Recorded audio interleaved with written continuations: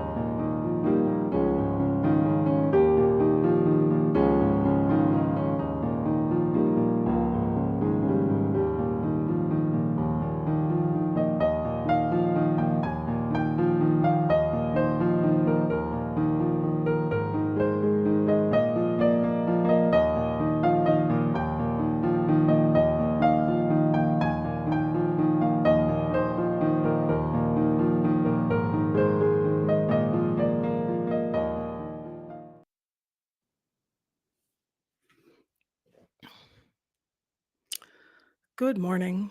It is March 4th, a Tuesday, and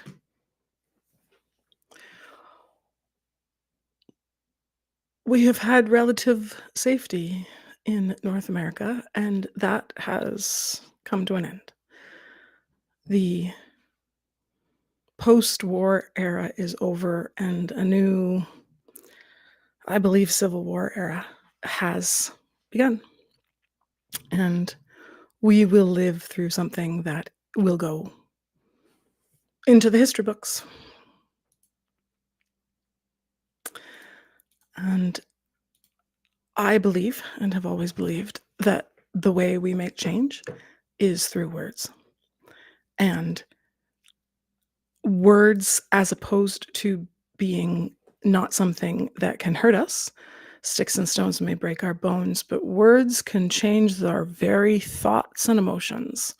And on our stream on Friday, I went through the BITE model, and what came up was the book How to Talk So Kids Will Listen. And I thought I would do a reading of the cartoons from that book.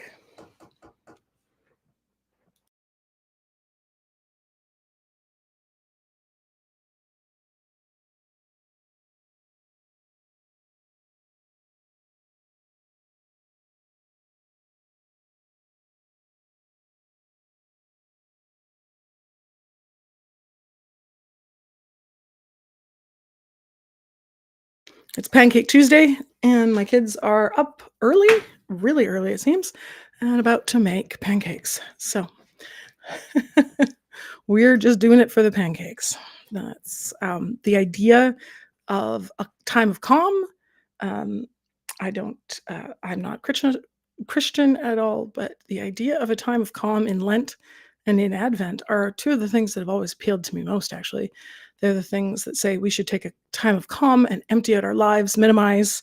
And those are things that I've um, always thought were some of the best parts of timing in life. So I am going to think about that while we make pancakes, not just as another form of too much stuff, but we're going to think about the cost of those ingredients. We're going to think about who brought us those things. We're going to think about the supply chain and the effect it has on our lives. We're going to think about whether we're teaching skills to our kids, such as fermentation and stuff like that. I am somebody who, in a previous life, somebody would have called very, very, very crunchy. And here's the thing, is that being crunchy or being soggy as a parent or as a person, being somebody who's evidence-based or somebody who's religion-based, whether you're somebody who is gentle with your parenting, or whether you're somebody who ascribes to authoritarianism in what you do everywhere. This has nothing to do with whether or not people lump them together. It has nothing to do with whether or not you vaccinate, whether or not you're liberal, whether or not you're consent based, whether or not you have transphobia, whether or not those things don't all go together. Door.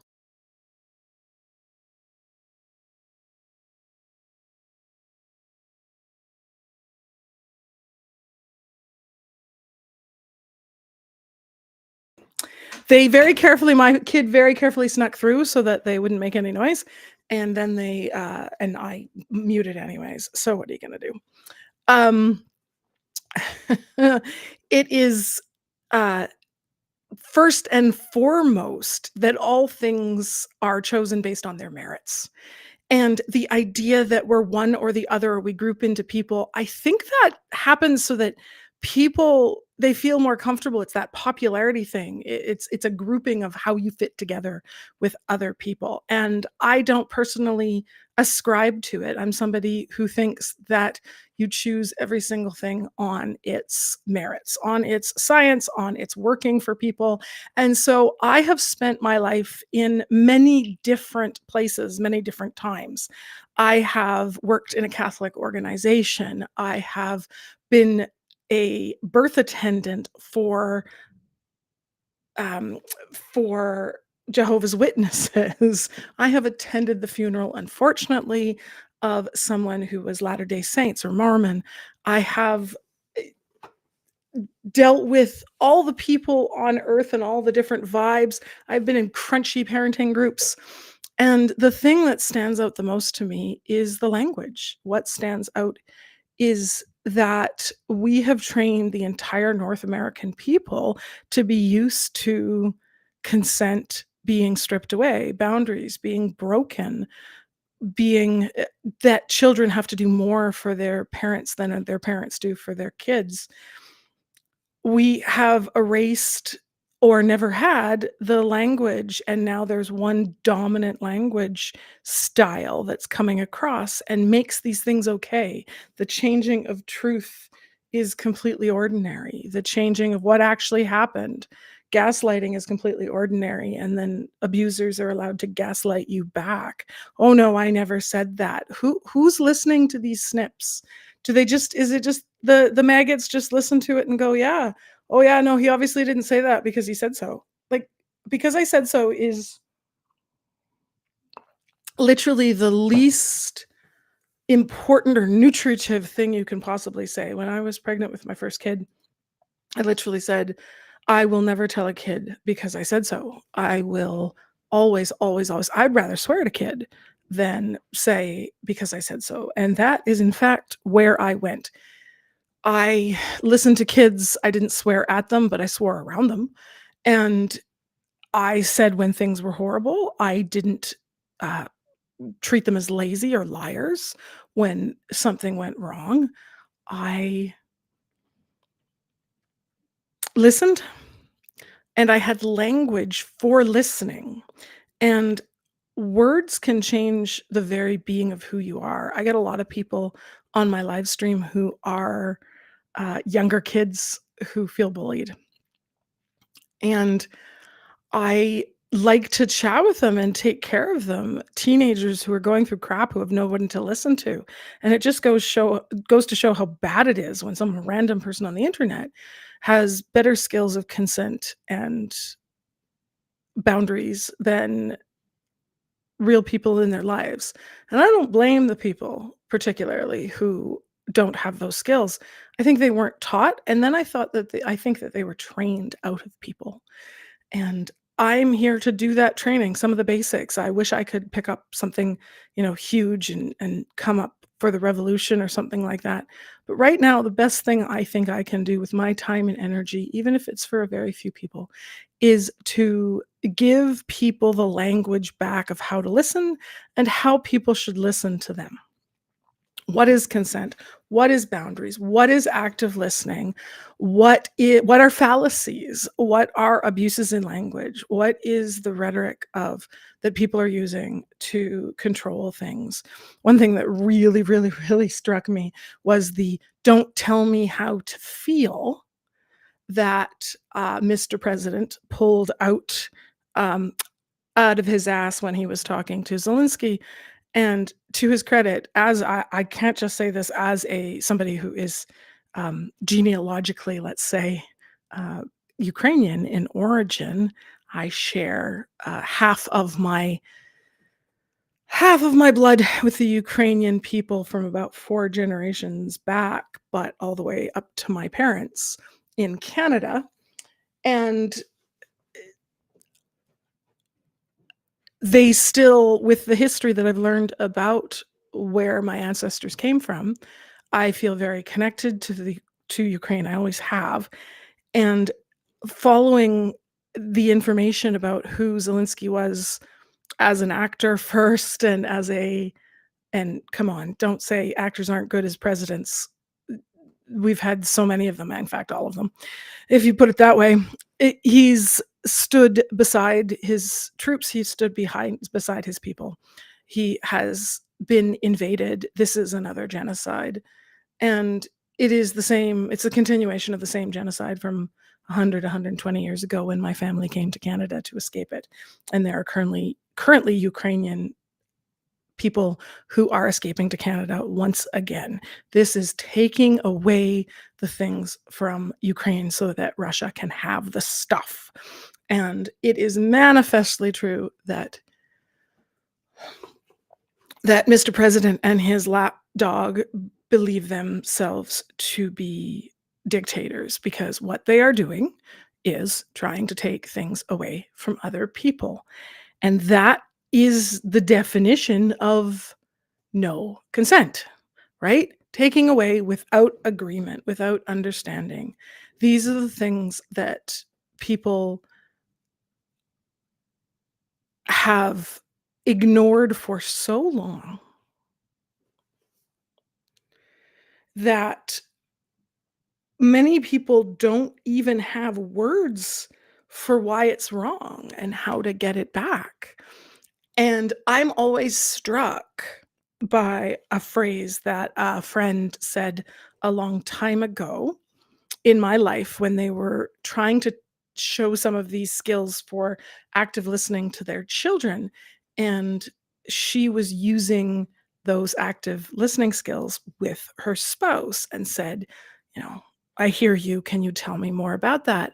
And his reaction was, why are you trying to talk to me like the little kid? Why are you trying to talk to me like the kids? You know, you're using all those words on me that you use on the kids. And she stopped and said, what do you mean? The ones where I listen? Are you reading my phrases as childish because the only time you've ever heard them is in parenting children? So you assume that adult language isn't like that? What is inherently childish about asking permission, wanting you to explain, coming up with an agreement? It is amazing the walls that people have internally. And I've noticed that very much so in my world, that it's amazing how careful you can be with your language and with friends, and it is taken the wrong way because of the massive overlying bites, to reference the bite model by Stephen Hassan, the giant bites that are taken out of their inner cores, their inner selves. It is hard to imagine a more complete tear in language when some of my female friends have problems even hearing a negative idea or I felt uncomfortable about this because it is so close to the trauma and abuse that they dealt with, or to the passive aggressiveness they dealt with, or whatever it is, that they literally cannot hear when the script has changed and someone is actively listening. And that means that the person listening has to be nearly therapeutic quality. They have to be somebody who literally will change their language to be so open and so supportive and have that space. And especially in really important relationships and friendships, it's really hard when you feel like you should be able to take turns, that when somebody finally, needs a change, you have to be that calm and open. And at the same time, you also need to be absolutely 100% strict about your own boundaries. You have to walk away and say, no, thank you. And we're not ever doing that again. If you think there's a problem or you think that someone has stepped over the line or whatever, people have very recently started talking a lot about how are we going to, how do you fix this? How do you make a change kind of thing? And frankly, uh, these kinds of changes of language and things like that are really, really slow. They're really, really hard to do, and I I don't frankly know how we change everything at once, and I don't think that's a possibility. But what I do think is that very small changes to our own language can affect how we listen and how we talk to other people. And I am going to do a reading this morning. I thought that would be kind of an interesting take on it, but given the idea that it's not childish to talk positively to other people, it is childlike. And often those skills are involved in books for toddlers, for young people, for parenting, for teenagers. But what I am so aware of is that this language has always been in my life. And so it is language that I use with everybody. It's not something that I consider childish to talk like this. In fact, it is the opposite. I think this is the most grown up language in the world, that we start to talk so that people listen. And so people will talk to us, and we actually have agreement and consent and understanding. And I think that is literally at the base, a shift that has to occur so that people start to feel heard, people are heard, people do not overreact, people can fight against trolls and bullies in a positive way by disarming them, and not strive for the metaphor of war online, but to strive for the metaphor of peacekeeping. And that does not mean we roll over, though. That does not mean that somebody just gives up. The time of bullies letting people just, you know, take advantage of the people who are the smallest and the weakest, but also the smartest and the kindest, because that's usually who people go after.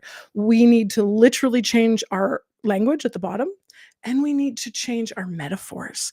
The feelings we have about ourselves, the things that we think are okay, the things that we believe we deserve. The best people in the world are thinking that they are undeserving, uncaring, that they've been bullied so long that they have no self-worth. They think that bringing up something that they want that might cause sadness in somebody else is literally being the bad guy, or being a jerk kind of thing. And I go, no, no, being jerky is doing something that you don't realize hurts someone. And when they tell you that, you don't care. It is literally against the definition of being the bad guy, telling somebody something that might make them sad in a kind, gentle way. And yet, guilt and shame are so built in. They are so much in need of deconstruction that all of these negative things get in. Whether it be a cult, whether it be a religion that has undue influence, whether it is a multi level marketing scheme that scams people, whether it is a parenting group that has ulterior motives, that yes, we have great something information about this, but all of a sudden everybody there is like this. They believe, well, oh, if you're crunchy like this as a parent, then obviously this is what you think about vaccines or whatever have you. And it drives me nuts that these things are not individual and they're not decided on their merits. And so I am going to do a quick reading and then I will edit it up. But I thought I would go live so that if anybody popped up, that you're welcome to ask any questions, to make any requests. If you are a younger person, you do not have to say how old you are, what your name is, except for vaguely, rough things. But if you are a younger person, then I welcome you to say hi. And if you've got a concern or something you want to be heard about, then that's what I'm here to do. Partly, and partly to keep things safer when we're on stream, when there's somebody listening who's younger. I will make sure the conversation sort of makes more sense for you, and I'll leave some of the big worse things. But at the same time, I don't think that kids and teens have anybody to talk to about this, because it's just sort of like, well, you're not young enough, you're not old enough to understand what's going on. And that's horrible too, because then they just get left out and have to push to the side, and you're going to hear something. You're going to hear something about all of this crap. Why isn't somebody taking the moment to actually explain it to you, right? So I am going to do some of the pictures of this book. This has nothing to do with me. I'm not associated in any way. I'm not sponsored in any way. I am just reading it because I think it is an awesome book. And I'm going to go through the cartoons of how to talk so kids will listen, and how to listen so kids will talk. And this is by Adele Faber and Elaine Maslish, who have become quite well known and are still out there writing and stuff. But this was a very famous one because it was a book for helping families that was very much um, scripted and workbooked. And it was one of the first books that I, as a child myself, ran into the concept of multimodal books, that books could be for adults, could be workbooks, they could be descriptive and understanding, they could have examples of language. And this idea of scripting is something that's incredibly important to me. I do support with neuro-linguistic, psycholinguistic type therapies, and the idea that people need support with their language to change their minds. And this is an extension of CBT, of cognitive behavioral therapy, changing your thoughts. And I think that CBT has a really bad style out there. I think it's been taught really badly, and it's become this really banal thing, and it doesn't mean what it really means, which is the idea that you have to separate and catch your thoughts as different from your considered position, that you will jump to an automatic negative thought to protect yourself. It may or may not be what you believe all the time. Just think about the times, where you've gone along with the bully or you've quieted yourself down. Those are psycholinguistic things. They're things where you've stopped doing something, or you haven't spoken up, or you've said something that you were expected to say when it's not really what you wanted to say. And it's those catching those moments and seeing the effect they have. And this is specifically a way to do that with children. But I am constantly amazed that these are exactly the same thing that we should be doing with everybody. And they lead to the positive listening and language. Now, doing them with safe people. If you yourself are being bullied, you do not have to do this with your bully. You don't have to do this with the person who's yelling at you. You don't have to engage. It's not your job. The circle of screaming, as I've discussed before, says that you are the person who gets to go first with someone else. They can have their turn with someone else as they heal, and then they have to give you your turns back, if that makes sense. So this has these wonderful cartoons, and I'm going to, in my real video, I will put these up more properly on the screen, but right now I am going to hold them up and read them as if it is the Sunday morning cartoons kind of thing.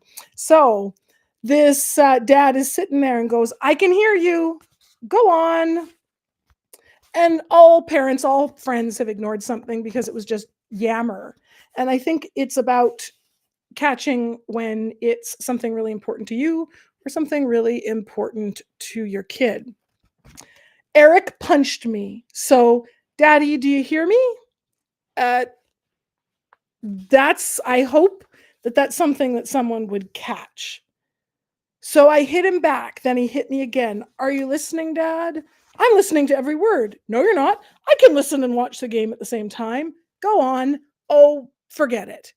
You might very well be able to hear it, but does the person in the conversation, the kid, get what they need? Whether or not you're not going to listen with full attention to everybody all the time, but what are the moments where someone wants to express something really specific that even if you can hear them, they need more than that. They need you to stop and pause and make sure that even if you don't know what to say, even if you say nothing, they know that they've been heard. And the first step is to pause and make sure you're connecting with them. So this is our next scene.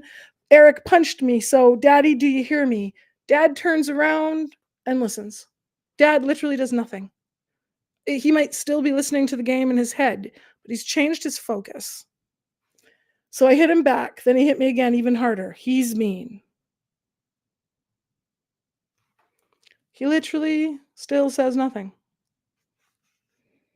Know what? I'm gonna play with Danny from now on. He doesn't go around punching people. Sometimes people will solve their own problems when they're listened to.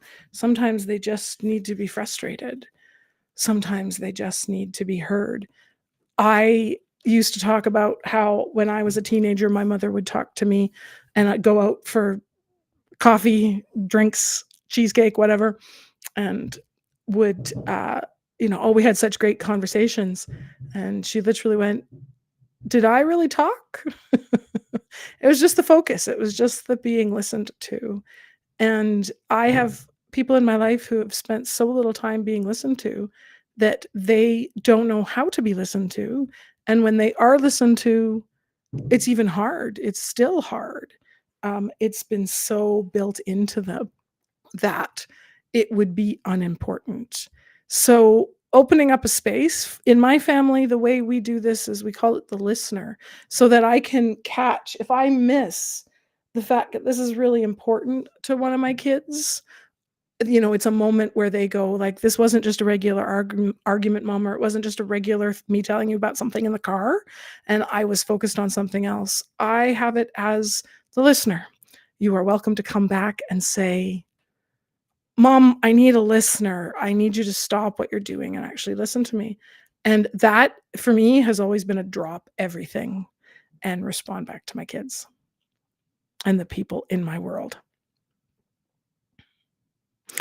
This is hard to do, especially as equals, if you're friends together or if you're spouses together or if you are in a relationship of any kind. When it's equals, it's hard. Who takes turn? Who needs to learn this? Who goes first? And for me, the answer has been something like the Inquirer model, that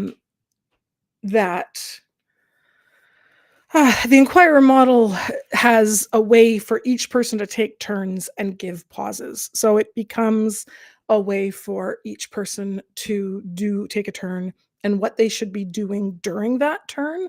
This is for situations where there is an inequality. It is specifically for parenting, but it would work.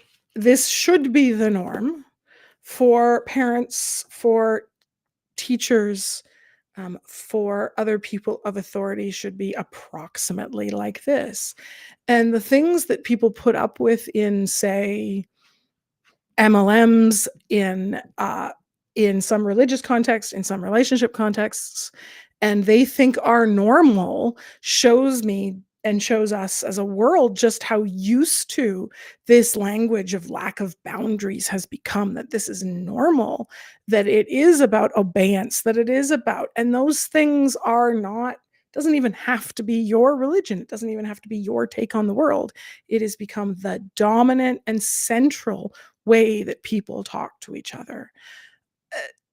In 2025, I've been talking about this language stuff since at least 2005. And in 20 years, it hasn't changed much. And that really scares me. It changed a little bit in some of the teens and things like that. And I'm glad for their language changes. But I'm still so amazed that the old guard, um, including Mr. President and his lap dog, have gotten to using abusive language. And I think I'm going to start a series on the rhetoric of the president's language and just running it through a rhetorical screen of which sentences are literally, how they're constructed to be fallacies and to be language of control, of undue influence, as it's called. Undue influence, I use sometimes the bigger words of abuse or cult or whatever, but there can be undue influence in a single relationship, just siblings, just household people. It can be the person on the bus. It can be a doctor, as it was often in my case, most often actually. Instead of questions and advice, does someone need to be listened to? Someone stole my red pencil. Are you sure you didn't lose it? I didn't. It was on my desk when I went to the bathroom. Well, what do you expect if you leave your things lying around? You've had things taken before, this isn't the first time. I always tell you, keep your valuables in your desk. Um, the trouble with you is you never listen. Who's not listening in this situation? "Oh, leave me alone. Don't be fresh with me." Oh gosh, an old sentence for "don't talk back." Who talked back first? And who is the person with more authority who needs to listen first? Are kids the one who are supposed to be in control? Are they the ones who are supposed to know how to not talk back? You talked back. Why aren't they? Do what I say, not what I do. Somebody stole my new red pencil. No matter what you think, you can listen. Oh, I left it on my desk when I went to the bathroom and somebody took it. Mm. That's the third time I've had my pencil ripped up. Oh, I know from now on, I got to put it away in my desk. Oh, without words, someone can listen and actually support somebody without talking back. People, most of all, want to be heard. Then we have some organization and agreement about how the argument, the conversation, the listening is going to go. It's called an agreement. These are standard operating procedures. As a as a previous professor of computer design, I am amazed that we do not do the things that design thinking gets us to try to do. That we have an agreement ahead of time of what the definition of done is, that we work in sprints and don't make changes, and we listen to we explore the different things that are going on.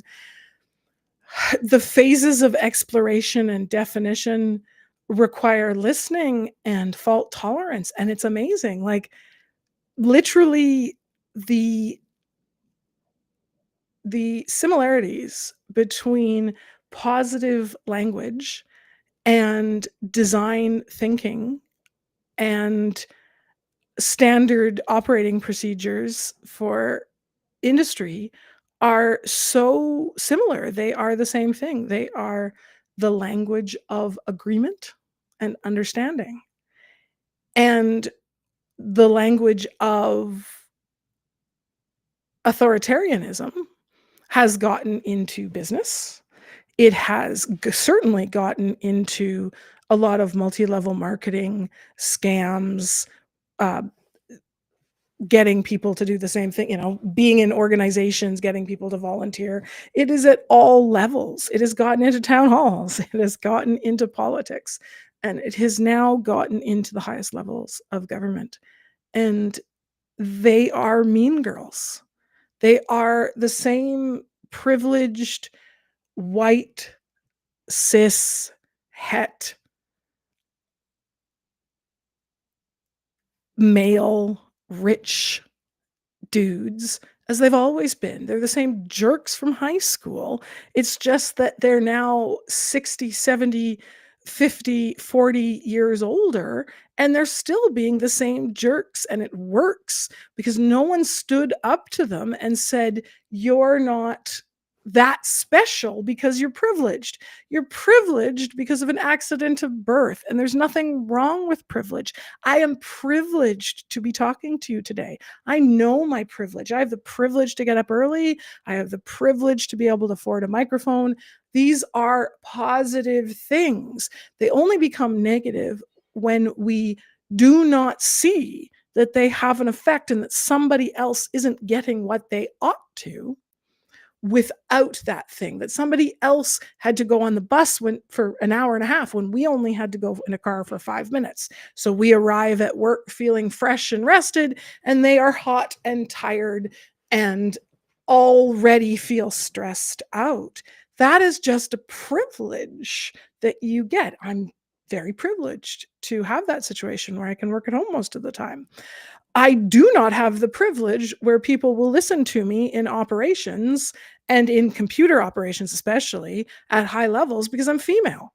I do not have the privilege of being treated as if I'm an equal at the highest levels because I am browner. I'm not particularly brown, which goes to show how much racists care. Um, And even if I've that's the point. It has to be about everybody else fighting themselves. We have to all be infighting so that we don't realize who the real bully is. The bully sets each group upon each other. All the nerds and all of the jocks and all of the whoever have to infight. The time has come to focus on who the bullies are, to listen to those who listen to us, those that do not listen to us. Don't tell me what my feelings are, says Mr. President. I want you to go through and look at how many times the Mr. President and his lapdog have disregarded the feelings of others, all the way to essay of those that are female presenting. That we don't have to listen to their feelings, but some other president telling me how to feel about something, that you might feel that way differently in the future. No, he won't. But what was said was one of the most impressive things ever, because it showed out a bully. It is the antidote to gaslighting and to Darvo, reverse victimization by, you know, the things that those who are trying to have undue influence, that are trying to use their privilege for bad things. Let's be clear. Privilege and patriarchy are not about rich people being bad, cis people being bad, het people being bad, men being bad, white people being bad. It's about white, cis, het, normative, rich people saying, I get 99% of all of the wealth and the stuff, and I deserve it, and you don't. You don't even deserve to live. You don't deserve to be comfortable. You don't deserve to eat. You don't deserve to have autonomy. You don't deserve to have individual sovereignty or national sovereignty. You don't deserve anything. It is not cis men who are doing this. Not all of them. But it's also not all men, because all men have resumes that don't get screened because they have a female name. All white guys don't get looked at by the bus. It is, think of it like sunshine. There is a sunburn or a sunshine effect on other people. Whether or not you took that or stole it, you have that privilege. I live in a nice house and went to university. Other Indigenous people in Canada, or settlers, or Métis, other people are homeless on the street because they've been treated, or they didn't have a way to have the same privilege of going into a library and looking like a white kid, or going to school and presenting as a white lady, or getting to talk on the street safely when there's somebody yelling at them and you don't get yelled back. I have gained and lost my privilege within seconds in my life.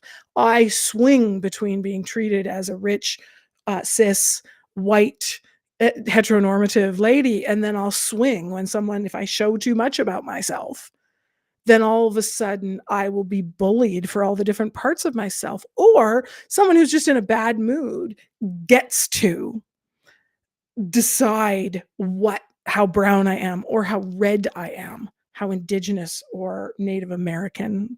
A Native, I think, is still in use in the US. In Canada, we're using Indigenous to get rid of partly that they're not American. In fact, they're not our Indigenous people. We're their Canadians. Right? They were here first and we stole it, and we think about that as if it's over, and it's not. In my area alone, there is, in a very populated area, huge, Toronto, off the side of Toronto, which is 6, 7, 8 million. And then the entire area is like I mean, literally a third of the population of Canada is shoved down here. It's really dumb. So there are just like suburbs. When you drive from San Diego to Los Angeles or something, it's about the same. You drive from Toronto down to wherever, and it's just suburbs. It's things. There's cities that are big as suburbs that are as big as cities, and you can literally drive between million person towns, cities, suburbs, whatever it is. You go from one city to the next, and if you drive across instead of around, you'll go through a scrap of indigenous reserve or reservation that's been given to people and given to them, left with them, and they won't have clean water even though the standard of living is condos with quartz countertops just around the frickin' corner. What's that? That's privilege. That's stolen. And even though we are not the cause, me today, I didn't cause that. I have that privilege and I need to share that privilege. I need to recognize that privilege. I need to know that sometimes I'm totally treated like a rich white lady and therefore I get stuff that they don't. This is not history. These are things that are happening right now. The first step is to learn how to talk and to learn how to listen. And I have been on long enough. I've got to get to school and the next things that we're doing. And I will keep reading for how to talk so kids will listen. And I'm going to also go through the Raising Human Beings, which also talks about the language skills that are needed to really listen to somebody. And I'm also going to do some of the adult ones, the inquirer method that is for people of equal responsibility or authority in a relationship to take turns, and how you can take turns in a difficult conversation. I think changing our language changes the world. I think that sticks and stones may break my bones, but words can break me completely. The very metaphor of people who have been told so much that they're the problem when they are literally being abused by other people and they need to be responsible for the bad doing that they've done. No, the person who destroyed a relationship with abuse has to go first. They've taken far too many turns away, and it is time for them to take a whole bunch of turns. Of course, the person who was damaged or hurt by undue influence will take some turns healing themselves, responsibility for some things.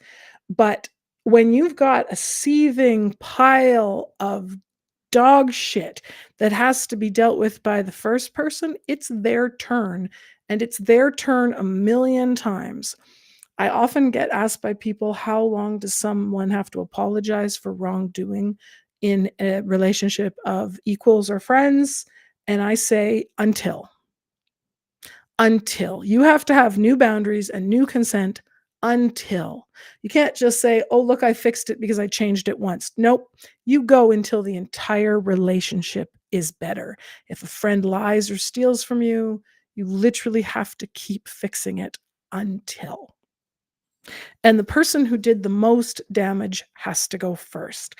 Even if there is wrongdoing in someone who was reactive, who yelled back, who overreacted, a kid who was frustrated back, it is by definition the parent's job to be the person that goes first. And if they don't, then it is okay, even as a kid, to go find somebody else. Then your parent is not being your parent if they cannot do these things. I've had adults with their adult children. I've had adult children bring this book to their parents and say, this is not childish. This is where you didn't begin because you didn't know. And if you're not willing to act like this, even as an adult, then we don't have consent and boundaries and active listening. We don't have the words that can actually change how we feel how others feel, how we act, how we react, whether we are actively in a responsible relationship with someone or whether we are crossing the line and simply passing down our intergenerational or external language of undue influence. If there's any comments, let me know. If there's any chats, anything you want to talk to me about, please put it here either in the live chat or anytime is just fine. I love to hear it. I am going to put my closer and disclaimer on the board, and I will be back in just a couple minutes to say goodbye.